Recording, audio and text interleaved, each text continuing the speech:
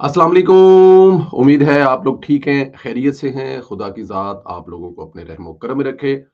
खुदा की ज़ात इसी तरह आप पर अपनी रहमतें बरसाता रहे। पाकिस्तान इसी तरह, चाहे वो मैदान जंग हो और चाहे वो मईशत का मैदान हो, इसी तरह तरक्कियाँ करता रहे। ये हमारी दुआएं हैं। सलामत रहे हमेशा पाकिस्तान, ता क़यामत रहे पाकिस्तान और हमेशा के लिए जिंदाबाद पाकिस्तान। आपसे गुजारिश है कि चैनल को जरूर सब्सक्राइब करें, बेल आइकन को प्रेस करें और ज्यादा से ज्यादा व्हाट्सएप ग्रुपों में इसका लिंक भी जरूर शेयर करें। बहादुर कौमें जो होती हैं ना, वो अपने बहादुर जवानों को, जो अपनी माँ पर, अपनी धरती पर कुर्बान हो जाते हैं, उनको ऑन करती है, उनको लावारस नहीं छोड़ती।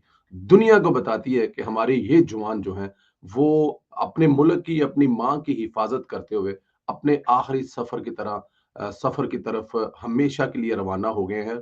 और वो सफर जिसमें जाकर हमेशा रहना है। शहीद की मौत कमाल की मौत है।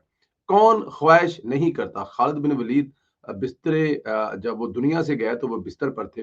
जितनी जंगें उन्होंने लड़ी हैं शायद किसी ने लड़ी हो, एक ही ख्वाहिश उनकी हुआ करती थी कि शहादत की मौत चाहिए। तो शहादत की मौत की तड़प जो है, वो ही एक बहुत बड़ी ताकत है इस इस्लाम के नाम पर बनने वाले सोने पाकिस्तान की। क्योंकि ये जो जवान हैं, जब ये घर से निकलते हैं तो अपनी माँ से कह के निकलते हैं कि दुआ करना, मैं जब नेक्स्ट टाइम आऊं, मैं शहीद होकर आऊं। और जब मैं शहीद होकर आऊं तो मेरी आपसे भी गुजारिश है, रोना नहीं, मेरी बॉडी को हंसकर कबूल करना और गांव की नुक्कड़ पर आकर मेरा इस्तकबाल करना।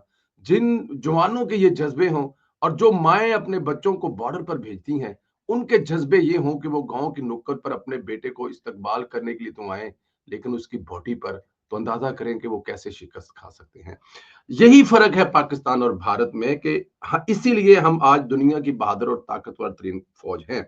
हम अपने शुहदा को ऑन करते हैं, इनको डिस ऑन नहीं करते, इनको पूरा पूरा हक अदा करते हैं। पाकिस्तान ने इस जंग के दौरान अपने शहदा का ऐलान कर दिया, बताया हम अपने शुहदा को ऑन करते हैं कि हमारे जो जवान इस जंग में लड़ते हुए शहीद हुए हैं, हम उनको ऑन करते हैं और उनकी तस्वीर भी आप मेरे सामने देख सकते हैं।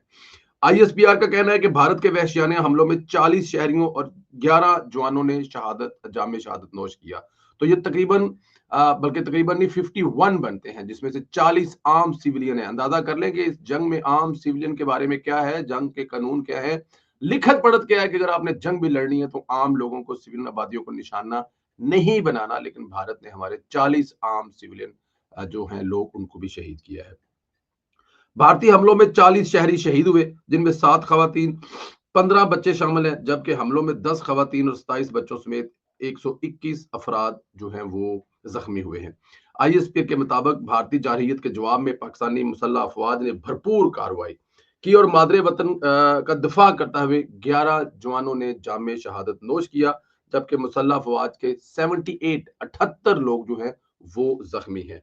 शहीद होने वाले जवानों में नाइक अब्दुर्रहमान, नाइस नाइक दिलावर खान, लांस नाइक इकरामुल्ला, नाइक वकार खालिद, सिपाही मोहम्मद अदील अकबर, सिपाही निसार शामिल है।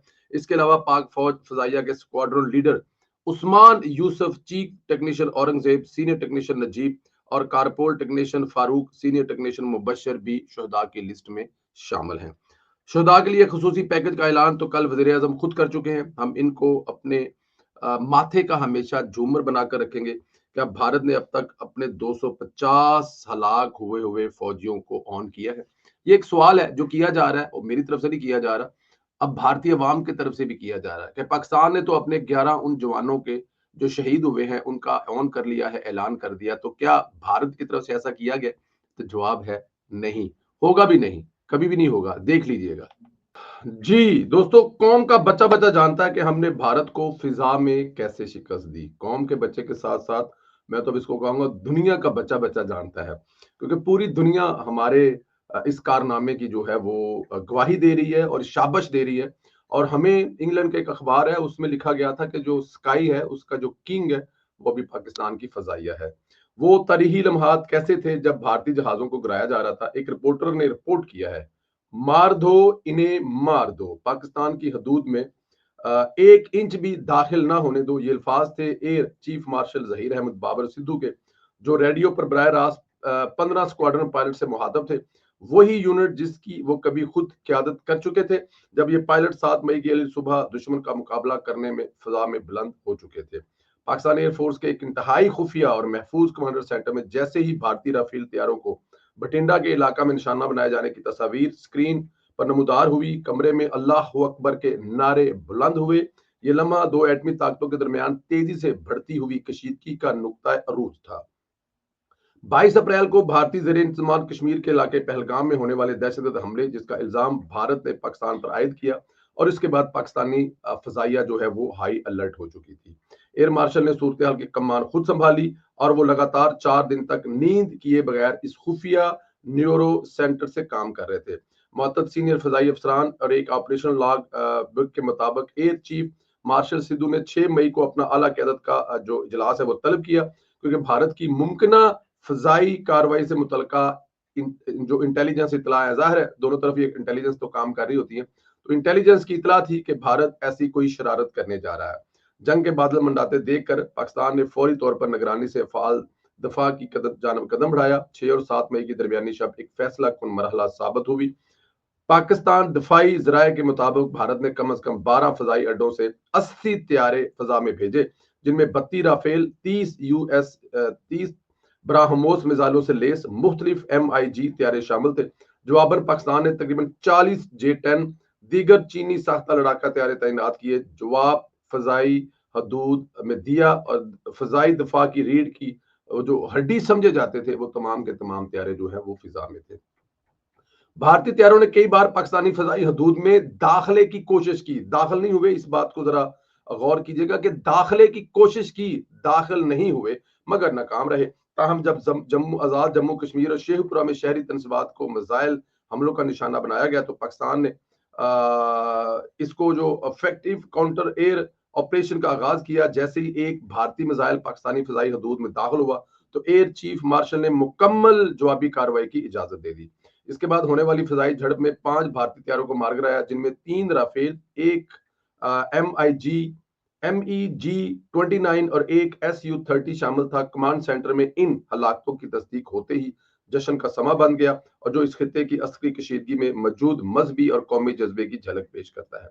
मगर लड़ाई खत्म नहीं हुई, बल्कि 9 और 10 मई को पाकिस्तान की जवाबी कार्रवाई में एक नई हिकमत अमली के तहत ऑपरेशन जो नवा शुरू हुआ, अरबी में इसको फुलाद दीवार कहते हैं के नाम से अगले मरहले में दाखिल हुआ। इस ऑपरेशन का असूल था शिद्दत से अमन कायम करना,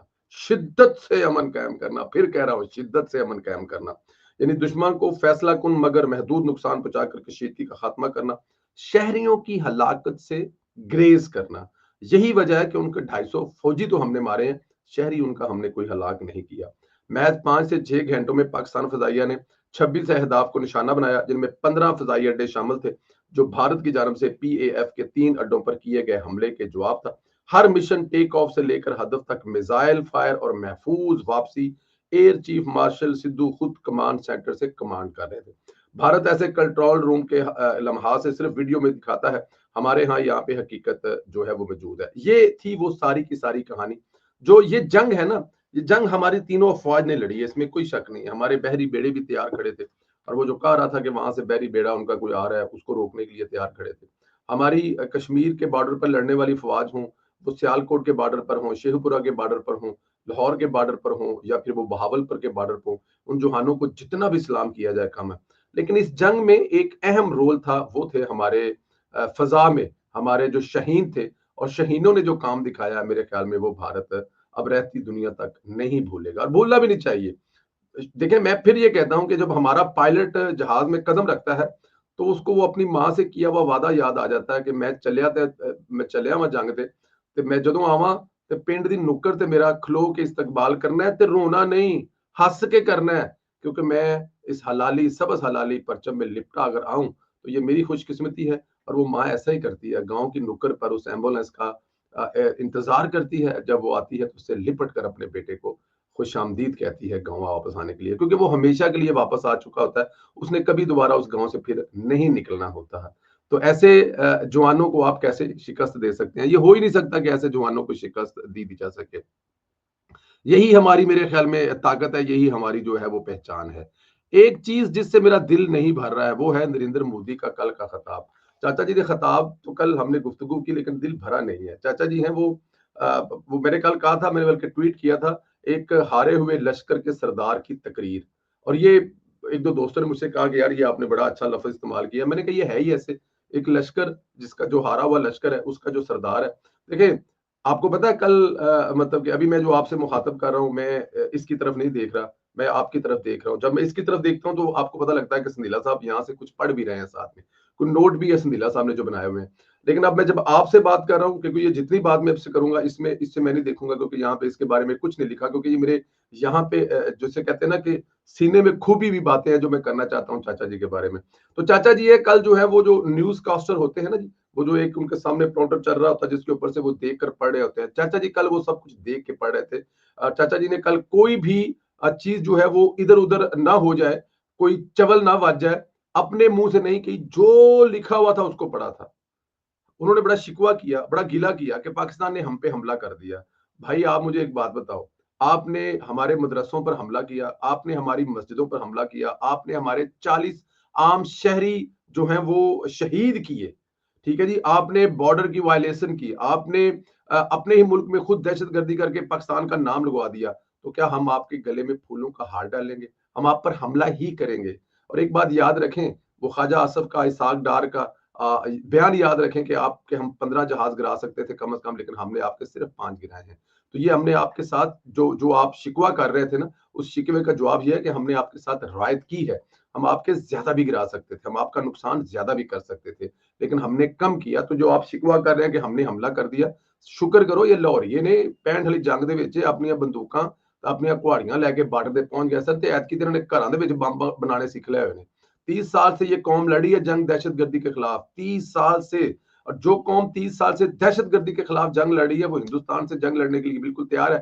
हमारी तो ट्रेनिंग हुई पड़ी है। आपने जो बलूचिस्तान में किया है, आपने जो केपीके में अफगानिस्तान में बैठ किया किया आपने तो हमारी ट्रेनिंग की है।